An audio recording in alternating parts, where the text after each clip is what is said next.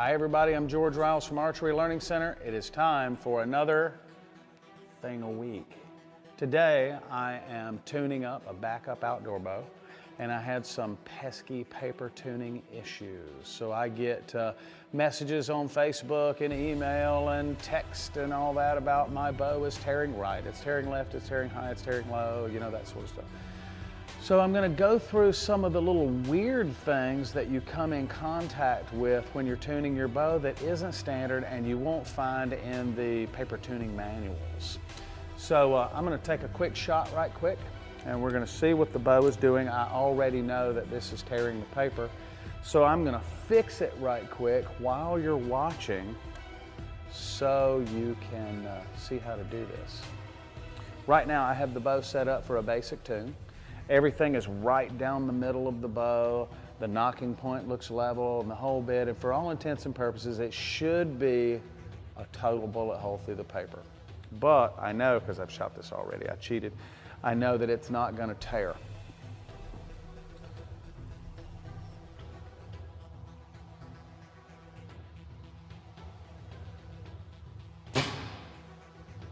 So there we are. Let's walk up here and have a look.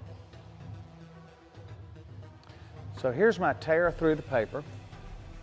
There's a couple of things. See, that tore to the left. You can see where the point entered here, and the tail end of the shaft entered there. So I already know that the arrow is in the middle of the bow. So, and this is a pretty big tear, so I'm not just going to go cranking on the rest until the arrow's up against the bow or something like that. I get guys that say, I've adjusted the rest all the way over until it's nearly touching the bow and it still won't shoot a hole. That's crazy. I just leave the bow set. So what I'm going to take a look at is I'm going to take a look at the yoke on my bow. So here at the yoke, if one of these is longer or shorter than the other, the cam will lean in one direction or the other. So rather than visually setting the cam dead straight at rest, I let the paper tear tell me where the cam needs to be.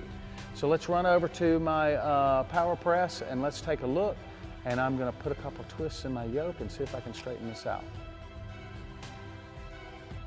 I got the bow set up in my last chance power press. And on this press, I have a prototype of the deluxe second axis. Look at what this thing will do. When I'm working on the bow, I can actually tip the bow down so that I can get to the cables or see it, or I can get my light over here closer to what it is that I'm working on.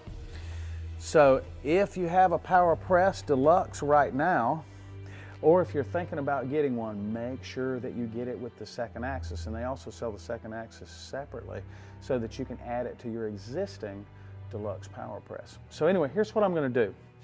That paper tear tore to the left. So I'm going to add a twist to the left yoke to change the tilt of the cam a little bit to get the string a little bit more behind the arrow. So here we go. Put a little press in there.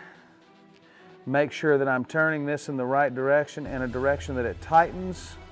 So now I'm going to twist it and then put it back on. There we go. Put my stabilizer back on, and let's see how this works.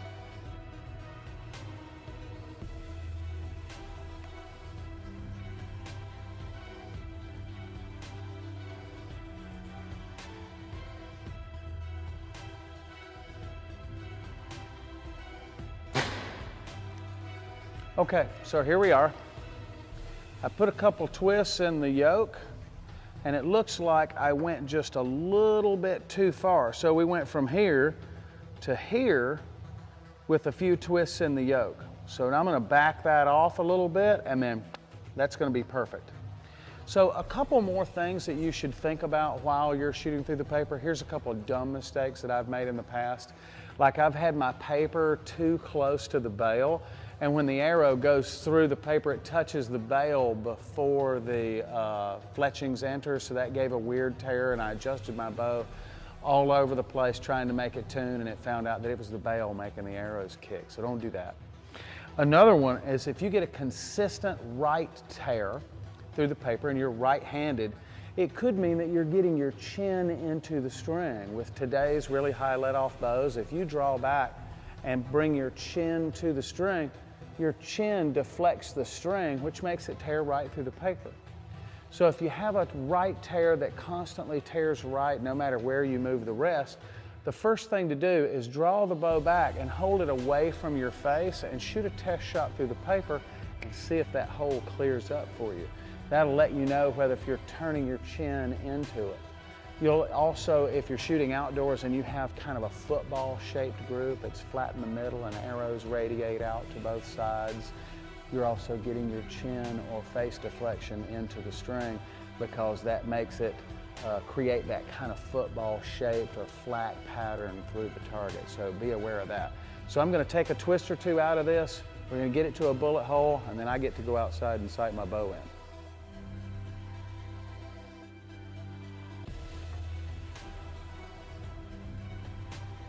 Okay, so we're all set. I got a good bullet hole in the paper. Now this doesn't mean that my bow is perfectly tuned. It means that I'm ready to begin tuning my bow. So what a bullet hole really means through the paper is it means that yes, the arrow is flying straight through the bow. It doesn't mean that it's grouping as good as it can possibly group. So I'll go outside, start doing a little long-range group tuning, I'll do a Dudley walk back, I'll do a few other things to make sure that my bow is grouping as good as it can possibly group. So keep this stuff in mind the next time you're trying to paper tune your bow. You don't have to kill yourself to get a perfect bullet hole, but make it look pretty good before you start, and you'll be closer to a perfect tune when you start getting outside and group tuning.